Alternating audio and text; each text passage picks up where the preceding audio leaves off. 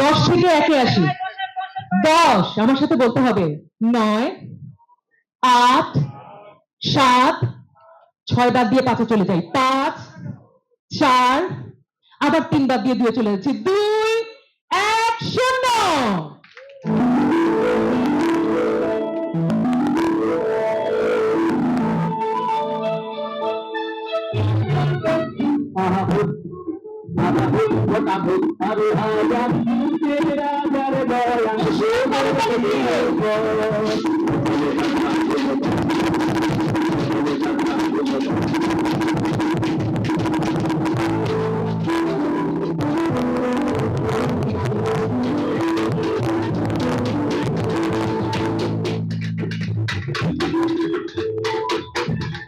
করতালিতে প্রাঙ্গণ মুখরিত করছি আমরা।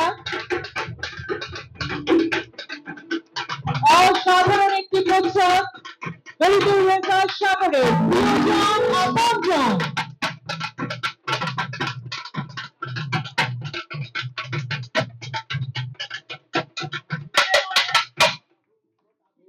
অবশেষে ভূমিষ্ঠ হলো সেই শিশু, যাত্রা শুরু করলো ফরিদুর রেজা সাগরের প্রিয়জন আপনজন।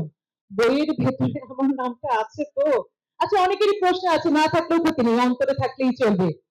সকলে আরো একটা উষ্ণ করতালি দিয়ে আমরা 4 মহিলাকে স্বাগত জানাচ্ছি।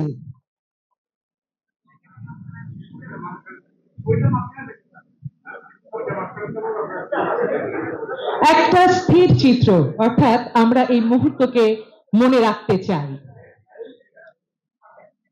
সেই সঙ্গে মাঝে সদ্য ভূমিষ্ঠ হওয়া ফরিদুর রেজা সাগরের প্রিয়জন আপনজনের প্রচ্ছদ। উপরে 3টি, নিচে 4টি মুখোশ। ঠিক প্রিয়জন আপনজনের পেছনে রয়েছে আরো হয়তো শত শত মুখোশ, অর্থাৎ চেহারা। সেই চেহারাগুলো আমরা দেখতে চাই, পড়তে চাই সেই বইটি। অপেক্ষায় আছি, প্রতীক্ষায় আছি। নিশ্চয়ই বইটি হাতে পেলে সকলেই অনেক খুশি হব। আমার হাতে যে যন্ত্রটি আছে এর নাম তো আপনাদের সবারই জানা আছে। এর নাম যাই হোক না কেন, সেও আমার প্রিয়জন, সেও আমার আপনজন। এক সূর্য প্রতিম ব্যক্তিত্ব আমাদের আব্দুল্লাহ আবু সাইদ, আমাদের স্যার এসে উপস্থিত হয়েছে। হলে ঢুকতে ঢুকতে দেখলাম অনেকগুলো মুখোশের ছবি। আমার হার্টবিট আরো বেড়ে গেল। এই মুখোশের পেছনে আমার নামটা আছে তো? যদি না থাকে তাহলে কি হবে আমার? নাও যদি থাকে, যদি থাকেও, আমি জানি আমাদের লেখকের সঙ্গে আমরা যারা চলেছি, কাচের পর্দায় যারা কাজ করেছেন, টেলিভিশনে যারা কাজ করেছেন, তার সৃজনশীলতার সঙ্গে যারা কাজ করেছেন, আসলে সকলেই তার প্রিয়জন, সকলেই তার আপনজন। বইয়ের ফ্ল্যাগ বলে যে জিনিসটা, সেরকম সেই জিনিসটা থাকতো না। আমরা শুরু করলাম যে প্রচ্ছদটাকে আলাদা করে প্রিন্ট করে ওই হার্ড কাভারে লাগানো, যেটাকে বলা হয় প্রকাশনার ভাষায় জেল। আমি সেই সৌভাগ্যবান মানুষ যে আমার চারপাশে আমি বহু বিখ্যাত মানুষ পেয়েছি যারা নিজে নিজে তৈরি হয়েছেন, যেমন সাগর, যেমন আফজাল, যেমন শাহিক। তো এরা আমরা সবাই একসঙ্গেই দাঁড়াবার চেষ্টা করেছি। আমার মনে আছে যে আব্দুর রহমান আছে এখানে, আমার পুরোনো দিনের বন্ধু। আমরা একসময় চাঁদেরহাট নামে একটা সংগঠনে যুক্ত হয়েছিলাম। তো রহমান আমাকে দিয়ে প্রথমে একটি কিশোর উপন্যাস লিখিয়েছিল, চিতা রহস্য। এই উপন্যাসের প্রচ্ছদ আফজাল হোসেন এঁকেছিলেন এবং আমি সেটি নিয়ে খুব গৌরব বোধ করি। এবং আশ্চর্য ব্যাপার হচ্ছে যে নিজের সম্পর্কে দু একটি কথা বলতে হয়, বন্ধুদের প্রসঙ্গে বলতে গেলে আমি তো ওদের সঙ্গে জড়িয়ে আছি। তো আমার প্রথম বই সাধারণত লেখকরা মা বাবা বা এই ধরনের মানুষকে উৎসর্গ করেন, কিন্তু আমার বইটি আমি আমার 7 জন বন্ধুকে উৎসর্গ করেছিলাম।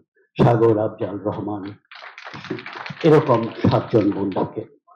তো আজকে যে ঘটনাটি ঘটতে যাচ্ছে, এটা ব্রাউনিয়া বললেন, আমিও এরকম কোন অনুষ্ঠান আমার 53 বছরের লেখক জীবনে দেখিনি যে বইয়ের সঙ্গে দেখা নেই তার প্রচ্ছদটি উন্মোচিত হচ্ছে, প্রচ্ছদের প্রকাশনা উৎসব হচ্ছে। তো এটি সত্যি একটি অভিনব পরিকল্পনা এবং এই জন্য সাগর এবং আফজাল দুজনকেই ধন্যবাদ জানাতে হয়। এখন এই দুই বন্ধুর মধ্যে কে বড় শিল্পী, এটি নিয়ে আমি একটু চিন্তার মধ্যে আছি, কারণ আমার মনে হয় যে সাগর অনেক বড় শিল্পী। সাগর শিল্পী এই জন্য যে সাগর বহু ক্ষেত্রে তার শিল্পের স্বাক্ষরটা রেখেছেন, তৈরি করেছেন, শিল্পী তৈরি করেছেন, অভিনয় শিল্পী তৈরি করেছেন, গানের শিল্পী তৈরি করেছেন, বহু ক্ষেত্রে তার অবদান। আর আফজালের আমার একটা স্মৃতির কথা একটু বলি। এবার চ্যানেল আইতে একটি অনুষ্ঠান হচ্ছে, যিনি অনুষ্ঠান ঘোষণা করছিলেন একটি মেয়ে, তিনি আফজালকে মঞ্চে ডাকবেন। তখন আফজালের একটা পরিচয় দেওয়া হলো যে অভিনয় শিল্পী আফজাল হোসেনকে আমরা মঞ্চে আমন্ত্রণ জানাচ্ছি। তা আমার জিনিসটি খুব পছন্দ হলো না, আমি সব রীতিনীতি ভেঙে হেঁটে মঞ্চে উঠে গেলাম। উঠে গিয়ে আফজালের পরিচয়গুলো দিলাম যে আফজাল আসলে কি কি কাজ করে। আফজাল এক সময় কার্টুন আঁকতো, পত্রিকাতে ছাপা হতো, এটা আমরা সবাই ভুলে গেছি, অনেকে আমরা মনে রাখিনি। আফজাল লিখতো, ৭৪ সালে আফজালের কবিতা প্রকাশিত হয়েছে, ৭৪ না তারও আগে ৬৯ সালে। আফজাল ছবি এঁকেছে, কবিতা লিখেছে, কার্টুন এঁকেছে, বইয়ের প্রচ্ছদ এঁকেছে, অভিনয় করেছে মঞ্চ এবং টেলিভিশনে, সিনেমাতে। হ্যাঁ, আফজাল বাংলাদেশের সবচেয়ে জনপ্রিয় নায়ক, প্রথম সুপারস্টার বাংলাদেশ টেলিভিশনের। আমি জানি না এর আগে পরে আর কেউ হয়েছেন কিনা। তো এই আফজাল হোসেন যে কোনো কাজ, যখন কোনো কাজে সে ঢোকে, আফজালের চরিত্রের দু একটি কথা আমি বলি। ধরা যাক আমার মেয়ের বিয়ের কার্ডটা আমি বলেছি আফজাল করে দে, সেই কার্ড নিয়ে আফজাল তার অভিনয়, তার আঁকাআঁকি সবকিছু বাদ দিয়ে 7 দিন ধরে একটা বিয়ের কার্ড তৈরি করলো। আফজাল হচ্ছে এই রকম, যে কোনো কাজ। আর বিজ্ঞাপন শিল্পে, আমাদের দেশের বিজ্ঞাপন যে শিল্প হয়ে উঠেছে, সেটির একক অবদান আফজাল হোসেনের। এক্ষেত্রে আফজালের কোনো জুড়ি নেই। হয়তো তার প্রদর্শিত পথে অনেকে পরে যুক্ত হয়েছেন, তারা কাজ করেছেন। আফজাল নির্মাতা হিসেবে তার সাক্ষ্য রেখেছেন, কোথায় আফজাল নেই। সুতরাং আমার এই যে দু বন্ধু একত্রিত হয়ে একটি কাজ করলেন, একজন প্রচ্ছদ তৈরি করলেন, আরেকজন লেখা তৈরি করলেন, কিন্তু অভিনব ব্যাপারটি হচ্ছে প্রচ্ছদের উন্মোচন কি হচ্ছে। আমি খুব আনন্দ বোধ করছি এবং আমাদের সবার প্রিয় স্যার চলে এসছেন, আব্দুল্লাহ আবু সাইদ স্যার। স্যারকে অনেকদিন পরে দেখলাম, ভালো লাগলো যে আমাদের সব প্রিয় মানুষ এখানে আছেন। সব প্রিয় মানুষদের নিয়ে প্রিয় আফজাল হোসেন এবং ফরিদুর রেজা সাগরের এই কৃতিত্বের জন্য আমি তাদেরকে অভিনন্দন জানাচ্ছি। সবাইকে অনেক অনেক ধন্যবাদ। যে আমি খুব ভালোবেসে একটা সময় প্রচ্ছদ আঁকা শুরু করেছিলাম। তারপর একসময় দেখি প্রচ্ছদ আঁকতে দেরি করলে বদনাম হয়, দেরি করে। আর সকালে কেউ যদি বলে আর বিকেলে দিয়ে দিতে পারি, তাহলে আমি খুব ভালো প্রচ্ছদ শিল্পী। আমি ভালো প্রচ্ছদ শিল্পী হতে চাইনি বলে প্রচ্ছদ আঁকা বাদ দিয়েছি। আমার আজকে ভালো লাগছে যে প্রচ্ছদকে এত গুরুত্ব দেওয়া হচ্ছে। ভালো লাগছে এই কারণে যে আমি মনে করি একটা রত্নভাণ্ডারকে যদি বস্তায় করে কাউকে দেয়া হয়, মানুষ কিন্তু ওই রত্নভাণ্ডারও ছুতে চায় না। গ্রন্থের প্রচ্ছদ ভালো হওয়া উচিত বলে আমি বিবেচনা করি। আমার বন্ধু ফরিদুর রেজা সাগর, আমি কখনো কখনো চেষ্টা করি তাকে ছাড়িয়ে যাওয়া যায় কিনা, কিন্তু সবসময় সে এগিয়ে থাকে।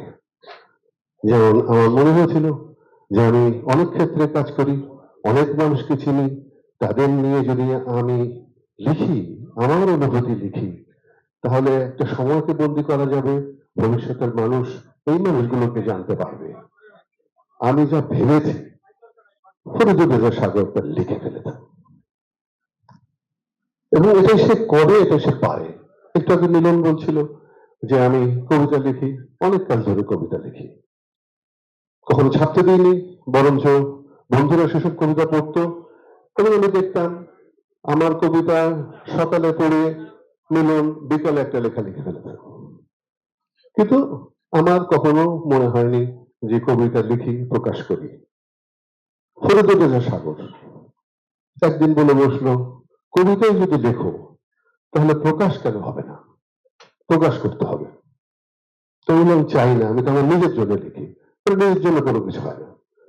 একটা কবিতার বই বের হতে হবে, আমি আনন্দলা পত্রিকা বের করি, তার সঙ্গে প্রতিষ্ঠা বার্ষিকীতে একটা করে কবিতার বই যাবে। ধরে দেখো, কোন কবির একসঙ্গে 10,000 কবিতার বই বের হয় না। একটা লোভ সামনে ঝুলিয়ে দিল, কবিতার বই বেরিয়ে গেল। এবং কবিতার বই বেরোনোর পর লাভ যেটা হলো সেটা হলো, আমার মনে হতে থাকলো কবিতা লেখা উচিত এবং কবিতার বই প্রকাশিত হওয়া উচিত। আমার 5টা কবিতার বই বেরিয়ে গেল। আমার মনে হয় যে আমাদের কালে আমরা অত্যন্ত সৌভাগ্যবান। যেসব বন্ধু, মানে যেসব মানুষ, প্রথমে মানুষ পরস্পরের কাছে এসে বন্ধু হয়ে গেছে, তারা এক একজন যে খুব অসাধারণ। আমরা যখন নানা বিষয় বিবেচনা করি তখন সেগুলো সামনে এসে দাঁড়ায়। যেমন এখানে মিলন অনেক কথাই বলছিল, একটা কথা বলতে ভুলে গেছে। এই যেমন সাগরের প্রিয়জন আপনজন বই প্রকাশের আগে প্রচ্ছদ উন্মোচন হচ্ছে, যেটা বাংলাদেশের প্রথম।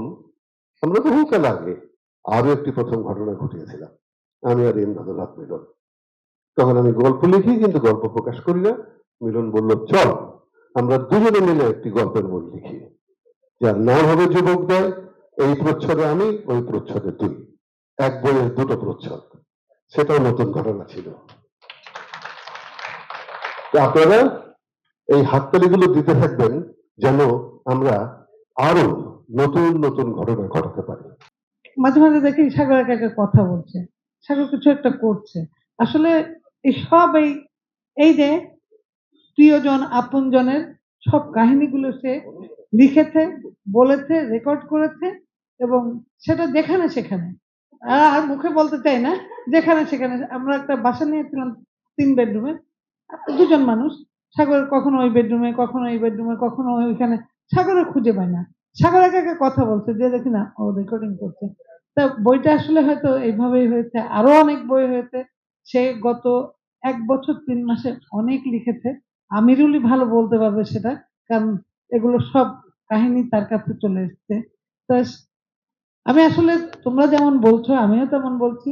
আমার হাজবেন্ড হিসাবে না, একজন মানুষ হিসাবে সাগর ভীষণ ভালো একজন মানুষ। আমি তাকে খুব শ্রদ্ধা করি, ভক্তি করি, ভালো তো বাসি, এবং ও একটা মানুষ অসাধারণ। আমি খুব প্রাউড ফিল করি যে তার মতো একটা বন্ধু, তার মতো একটা সঙ্গী আমার সঙ্গে আছে, আমরা একসঙ্গে চলছি। মাজার, আফজাল, শাইখ সিরাজ, আমরা অনেকে ছিলাম। পরিকল্পনা নেওয়া হয় তখন একবারে হ্যাঁ বলার আমার একটা কারণ ছিল। কারণটা হলো, এ পর্যন্ত আফজাল হোসেন আমার প্রায় 30টা বইয়ের মতো কভার করেছেন এবং এখানে যারা আছেন অনেকেরই বইয়ের প্রচ্ছদ আফজাল হোসেন করেছেন, কিংবা অনেকেরই অনেক কাজ আফজাল হোসেন করে দিয়েছেন। প্রত্যেকটা কাজে তিনি দেরি করেছেন। প্রথম বই ছাপা হয়ে গেছে, প্রেসে বসে আছে, কেউ বিজ্ঞাপন বানাবে বসে আছে, সবকিছু দেরি দেরি। আফজাল ভাবছেন কি হবে, একজন হাত তুলে বেঁধে কিছু বলতে চাচ্ছেন, তারটাও দেরি করেছে আফজাল। আচ্ছা ঠিক আছে, তাতে কিছু যায় আসে না। কিন্তু এই একটি বইয়ের প্রচ্ছদের ক্ষেত্রে যেটা ঘটেছে, বই লেখা শেষ হয়নি, কারণ 100 মানুষ। আমি আরেকটা গোপন কথা বলে দিতে চাই, এখানে আমি যাদের দেখতে পাচ্ছি এই 100 জনের মধ্যে 98 জনই তারা। আর প্রচ্ছদটা অনেক আগে তৈরি হয়ে গেছে, প্রায় আরো 3 মাস আগে। তখন আফজাল বিদেশ যাবেন তার আগে, এবং কয়েকটা প্রচ্ছদ, একটা না 3-4টা প্রচ্ছদ করে দিয়েছে আফজাল। এটা একটা রেকর্ড। এর আগে আরো একটা ছোট্ট ঘটনা মনে করিয়ে দিই। আফজাল হোসেনের নিজের বই একবার প্রকাশনার কথা ছিল 2-3 বছর আগে। বইটা আমরা সবাই গেছিলাম প্রকাশনা অনুষ্ঠানে, এখানে অনেকেই আছে যারা গেছেন, কিন্তু বইটা তখনও প্রচ্ছদ ছাপা হয়নি বলে বইটা আসেনি। এবং সেই অনুষ্ঠানটা না হয় বদলে আমরা আফজাল ভাবির জন্মদিন পালন করলাম দর্শকদের বলে। তো এই ক্ষেত্রে একেবারে উল্টা, প্রচ্ছদ চলে এসছে 3 মাস আগে, এখনো বই বেরোয়নি। সুতরাং মনে হলো কেননা প্রচ্ছদটাই প্রথম সবার সামনে নিয়ে আসা হোক, এবং সেই সুযোগটা অন্যদিন করে দিয়েছে। আপনারা এসছেন আজকের অনুষ্ঠানে, সুতরাং সবার প্রতি কৃতজ্ঞতা। আর এই 100 জন নিয়ে লেখার ব্যাপারে আমাকে খুব বেশি, যে প্রথম থেকেই আমাকে উদ্বুদ্ধ করেছে নানাভাবে, আমার সঙ্গে ছিলেন আমিরুল ইসলাম। আমার মনে হয় ব্রাউনিয়া যদি আমিরুল ইসলামকে একটু সুযোগ দেয়, আমিরুল ইসলাম একটু বলতে পারবেন এই ব্যাপারে। অনেক আনন্দ লাগছে এই কারণে, এই প্রথম কোন একটি কাজে সাগর ভাই ফেল করেছে। টার্গেট ছিল বইমেলায় বইটা বেরোবে, বইটা বের হয়নি। কারণ এই প্রথম আমি দেখলাম একটা বই নিয়ে সাগর ভাই প্রচন্ড উত্তেজিত, প্রচন্ড কাটাছেঁড়া করলেন, অনেক প্লাস মাইনাস করলেন, দেখলেন, মানে একটা অদ্ভুত রকমের তাড়িত শক্তি হয়ে তিনি এই বইটির সঙ্গে লেগেছিলেন। এইরকম সিরিয়াস অবস্থা সাগর ভাইয়ের সাথে কোনো বইয়ের আমি দেখিনি। তবে বই তো বই, বইয়ের অনেক চরিত্র থাকে নানা রকমের। যেমন কোনো কোনো বই লেখকের কারণে বিখ্যাত হয়, কোনো বই বইয়ের চরিত্রের কারণে বিখ্যাত হয়ে যায়, কোনো বইয়ে লেখক গৌণ হয়ে যান, চরিত্রগুলো বড় হয়, কিন্তু এই বইয়ের চরিত্রগুলো জীবন্ত। কেউ কেউ জীবিত আছে, কেউ মৃত। এবং 100 জনের মধ্যে সাগর ভাইয়ের যে চরিত্রটা, যে খুব চটপটে এবং এক ধরনের প্রচন্ড তীব্র ভালোবাসাময় জীবন, এবং যাকে তিনি জীবন দেন তাকে তিনি সর্বস্ব দিয়ে দিতে পারেন, এরকম একটি চরিত্র। সেই চরিত্রটা খুঁজে পাওয়া যাবে প্রত্যেককে দেখার দৃষ্টি দিয়ে। বাংলা ভাষায় এই ধরনের বই আরো আছে। হেমেন্দ্র কুমার রায়ের যাদের দেখেছি, বইটির কথা আমার এই মুহূর্তে মনে পড়ছে, সাইদ স্যার আছেন। সাইদ স্যার এরকম তার জীবনের চারপাশের অনেককে নিয়ে অনেক বই লিখেছেন, টেলিভিশনের লোকদের নিয়ে বই লিখেছেন, সাহিত্যের লোকদের নিয়ে বই লিখেছেন। আর মিলন ভাই তো তার বন্ধু বান্ধব নিয়ে এই নামেই একটা বই লিখে ফেলেছেন, সেখানে ব্রাউনিয়াও নাই, আমিরুলও নাই, মানে আমরা কেউ বন্ধু না, ছোট ভাই। এই বইটি আরেকটি বৈশিষ্ট্য আমি দেখেছি প্রুফ দেখতে গিয়ে সাগর ভাইয়ের, যে সাগর ভাই খুব সিম্পল, খোলামেলা, যে কথা বলতে চায় চমৎকার ভাবে বলে দেয়।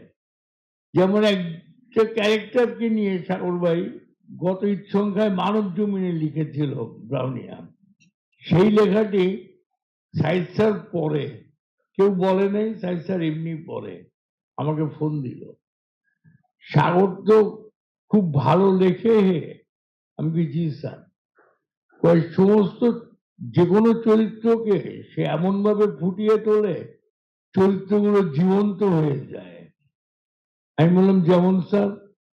তো যখন আমি লেখাটা পড়তে থাকলাম, দেখলাম ওই চরিত্রটি একেবারে হুবহু পোর্ট্রেট করেছে সাগর। চরিত্রটিকে চেনা যায়, বোঝা যায়। এই সরলতা একজন লেখকের জন্য অনেক বড় ব্যাপার। আজকে স্যারকে খুব প্রত্যাশা করেছিলেন সাগর ভাই। সাগর ভাই একটু লাজুক প্রকৃতিরও আছে, সবসময় সবাইকে সব অনুরোধ করেন না। এই প্রথম স্যারকে খোঁজ করলেন যে স্যার কোথায়, টেলিফোনে। পরে জানালেন যে স্যার আপনি একটু আসবেন, আমরা একটা আড্ডা দেব, অন্য কিছু না। এই আড্ডাটাই কোনো এক ছলনায় আমরা করতে চেয়েছি, সেটাই হয়ে গেছে প্রচ্ছদপট উন্মোচন। এটা মাঝারদের অসাধারণ ক্রিয়েটিভ বুদ্ধিতে। আমরা জানি যে হুমায়ুন আহমেদের মতন জনপ্রিয় লেখককে জনপ্রিয় করেছেন তার একটা বড় অংশ মাজার।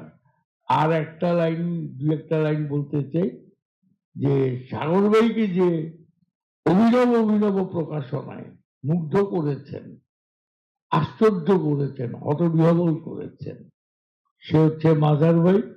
অন্য প্রকাশ থেকে অদ্ভুত অদ্ভুত বই বের করে দিয়েছেন সাগর ভাইয়ের। এখানে বলে রাখা উচিত, ভ্রমণ কাহিনী সাগর ভাইয়ের একটা খুব আনন্দের বিষয়। এ নিয়ে আনন্দ প্রকাশ দুটি বই করেছে, অসাধারণ বই, বড় সাইজের ছবিওয়ালা।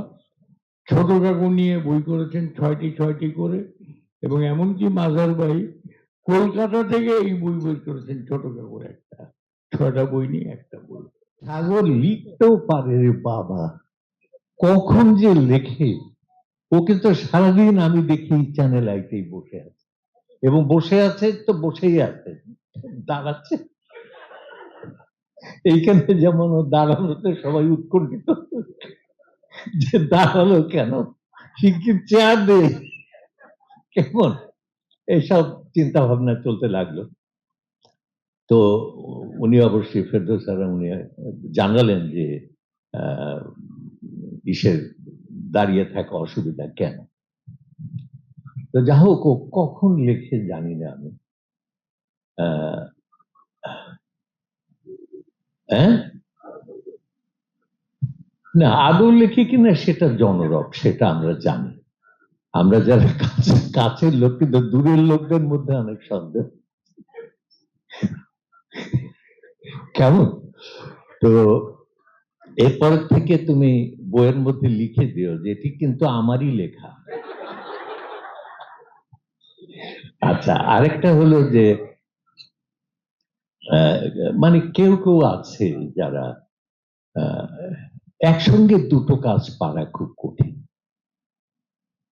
যেমন আমার ইচ্ছা ছিল, আমার স্বপ্ন ছিল যে আমি লেখক হব, কিন্তু এর মধ্যে একটা সংগঠন করতে গেলাম, এটা করতে গেলাম, সেটা করতে গেলাম, এটা সেটা এটা সেটা করতে করতে দেখি যে লেখার জন্য একটা আলাদা জীবন লাগে। কেমন?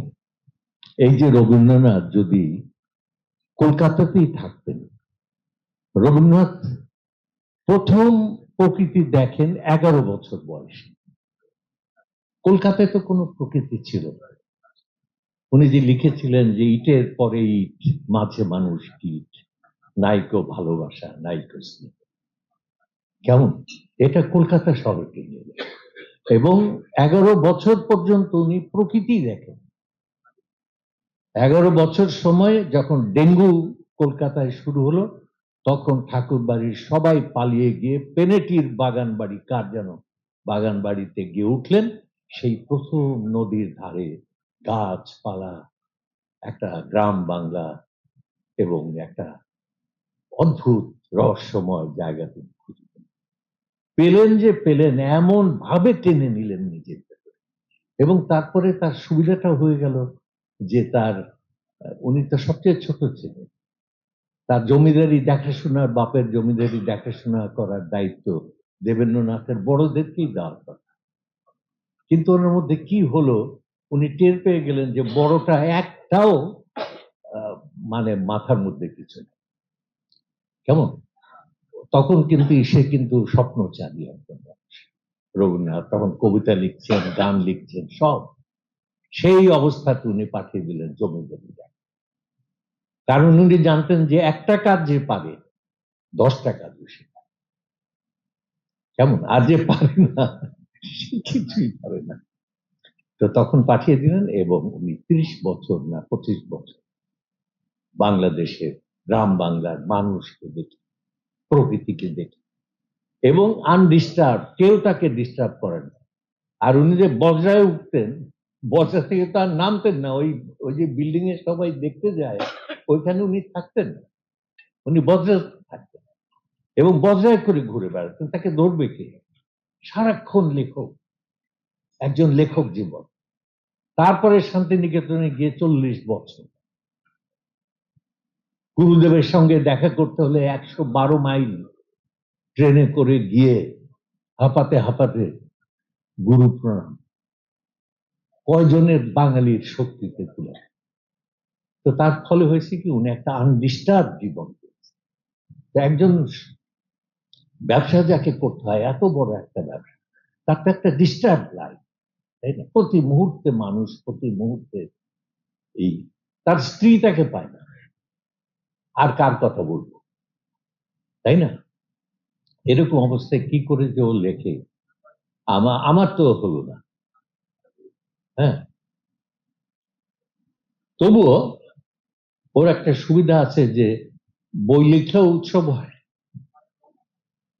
প্রচ্ছদ বেরোলেও উৎসব।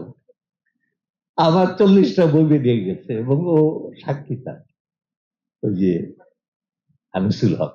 কারণ তার 38টা 39টা বইয়ের ব্লার বলে ওর লেখা। আমি যে লেখক তার সার্টিফিকেট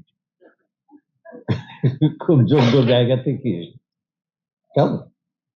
আচ্ছা, কিন্তু আমার কেন যেন এই ইসের ব্যাপারে কোনো আগ্রহ নেই। আমার ব্যক্তিগতভাবে কোনো ইসের ব্যাপারে আগ্রহ থাকতো, যদি হয়তো এই মিডিয়ার সঙ্গে কোনো যোগাযোগ না থাকতো তাহলে হয়তো এইসব উৎসাহ থাকতো, কিন্তু চলে গেল। কোনো ব্যাপারে আমার ইসে নেই। কিন্তু আবার অনেক মানুষ আছে যারা মজলিসি, যারা অনেক মানুষ নিয়ে, হ্যাঁ, আমি সারাদিন একটা একটা করে মানুষের সঙ্গে থাকতে পারি, কিন্তু অনেক মানুষ হলে পরে আমার অসুবিধা হয়। ও আবার অনেক মানুষ নিয়ে থাকে এবং ভালোবাসে, ওর অনেক বন্ধু, আমার কোনো বন্ধু নেই সেই অর্থে। কেমন? মানে প্রিয় মানুষ আছে, কিন্তু বন্ধু বলতে তো, হ্যাঁ, বন্ধু হচ্ছে প্রেমের নিচেই হচ্ছে বন্ধু। কেমন? এবং অনেকে বলেছেন, পৃথিবীর অনেক বড় বড় মানুষ বলেছেন যে বন্ধুত্ব প্রেমের চাইতে বেটার। কেমন? কারণ প্রেম ক্ষণস্থায়ী, ও থাকবে না, কিন্তু বন্ধুত্ব, হ্যাঁ, আমি ওটা কোথায় যেন একটা বলেছিলাম, সেটা আর আমাকে দেয় না। একটা বক্তৃতায় বলেছিলাম, কি বক্তৃতা না ইন্টারভিউ, কি যেন মেয়েটা যে নির্ঝরের বউ, অপিকনে, হ্যাঁ, ও নিয়েছিল। সরি, আমি, হ্যাঁ, আমাদের এই বয়সে এটা হয়। নাম, একদিন মোহিত ভাই আমার সঙ্গে তার ছোটবেলার প্রিয়তম বন্ধুর সঙ্গে পরিচয় করিয়ে দিচ্ছে। তা আমার কথা উনি বলছেন যে হচ্ছে অমুক তমুক, এই করে সেই করে, বলে বন্ধুর আর নাম বলতে পারছি না। আমি এইরকম দুরবস্থা মানুষের দেখিনি।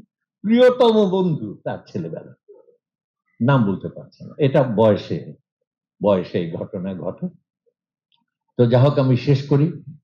সেটা হলো যে ও লিখতে পারে তার কারণ আমি একটা জিনিস লিখেছিলাম, আমার বইয়ের মধ্যে লিখেছি যে কেউ কেউ মানে লেখক হওয়ার পরে লেখে, আর কেউ কেউ লিখতে লিখতে লেখক। আমি বোঝাতে পারছি?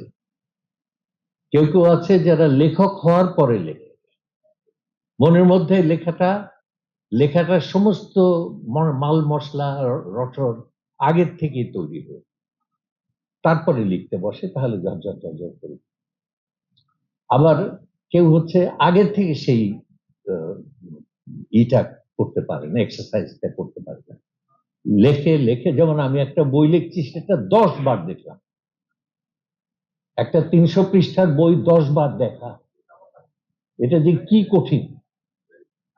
তো এটা, এর ফলে হয় কি, এত স্ট্রেস যে আর কুলিয়ে উঠতে পারি। তো ও হচ্ছে, আমার মনে হয় যে আগেই লেখক, তারপরে লিখি। কেমন? আর আমরা হচ্ছে লিখতে চেষ্টা করতে করতে করতে করতে লেখক। তো যা হোক, ওর লেখা আরো অনেক হোক। আমি একটু আগে শুনলাম যে ওর বয়স 68 বছর। আপনারও তাই নাকি? বেশি? আচ্ছা ভাই, আপনার তথ্য এত সুন্দর যে আমার পরের বই, কারণ কায়ুম ভাই আমার প্রচ্ছদ আঁকতেন, বেশ কয়েকটা এঁকেছেন, এবং আমি তাকে বলতাম যে কায়ুম ভাই এই জায়গাটা একটু একটু রিথিঙ্ক করবেন। কায়ুম ভাই কিন্তু করতেন। কিন্তু এখন যারা আছে তাদের কোনো কথা বললে বলে যে আপনার প্রচ্ছদ, আমার প্রচ্ছদবিহীন বই বের হবে, তখন তো এই অনুষ্ঠান করা যাবে, তাই না? তো সুতরাং অনুষ্ঠান করতে হলে আপনাকে লাগবে। আমি বুঝে গেছি। হ্যাঁ, না, ওটা তো হবে না, ওটা তো হবে না, তাহলে তো এই অনুষ্ঠানই হয় না। প্রচ্ছদ যদি অত গুরুত্বপূর্ণ না হতো তাহলে তো এই অনুষ্ঠানই হতো না। প্রচ্ছদ খুবই গুরুত্বপূর্ণ। প্রচ্ছদ ডাক দেয়, প্রচ্ছদ টেনে নেয়, প্রচ্ছদ বলে এসো, তারপরে না বল। কেমন? মানে এটা হচ্ছে প্রথম প্রাথমিক অবস্থা। তো এখন সে লিখুক আরো, আহ, আহ, আরো অনেক লিখুক। আমার মনে হয় লেখাটা খুব গুরুত্বপূর্ণ। যেমন আজকে পৃথিবী যে সব পথে এগোচ্ছে, এগুলোর কোনো মূল্য নাই খুব একটা। আছে, যেমন আমাদের বিশ্ব সাহিত্য কেন্দ্রের ওয়েবসাইট ছিল না, শেষে সবার উৎপাতে শেষে একটা বাধ্য পেলাম। তা আমাকে বলে ওয়েবসাইট নাই, ওয়েবসাইট নাই, তাহলে লোকেরা আপনার সম্বন্ধে জানবে কি করে, অমুক কি। তা আমি তখন তাদেরকে একটা কথা বললাম, প্লেটোর কি ওয়েবসাইট, রবীন্দ্রনাথের ওয়েবসাইট ছিল, কার ওয়েবসাইট ছিল বলো? আমরা তার কথা সব জানি। রবীন্দ্রনাথ কবে হাঁচি দিয়েছিলেন তাও আমরা জানি। কি করে? যোগ্য হতে হয়। তো আমরা সেই যোগ্যতার চেষ্টা করি, ওয়েবসাইটের চেষ্টা করার বদলে সেটা আরো বেটার হবে। তো ঠিক আছে, অনেক অভিনন্দন রইল।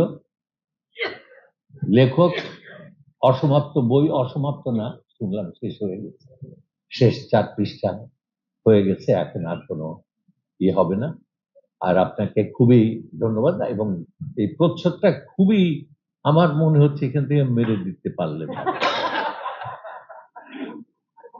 আমাকে যখন প্রচ্ছদ শিল্পীরা এইরকম ভাবে ই করে, আমি এখন ভাবছি যে ইন্ডিয়া থেকে প্রচ্ছদ করাবো। আমি দেখি যে ইন্ডিয়া আমার পাশে বসে আছে। কেমন? তা আপনারা সবাই ভালো থাকেন। এই যে একটা আড্ডা হলো বেশ, হ্যাঁ, ও প্রকাশ, হ্যাঁ, ও বই বেরোনে, হ্যাঁ, বই বেরোনে এসব আওয়াজ হচ্ছে, আওয়াজ শুনছে। কেমন? যেদিন বই বেরোবে আশা করি সেদিন লেখকের এবং প্রকাশকের উদ্দেশ্যে আরেকটা আড্ডা এখানে হবে। কেমন? ধন্যবাদ। আনমনে ভাষা চম্পা শেফালি কাবেরী নদী জলে কাবেরী নদী জলে কে গো বালিকা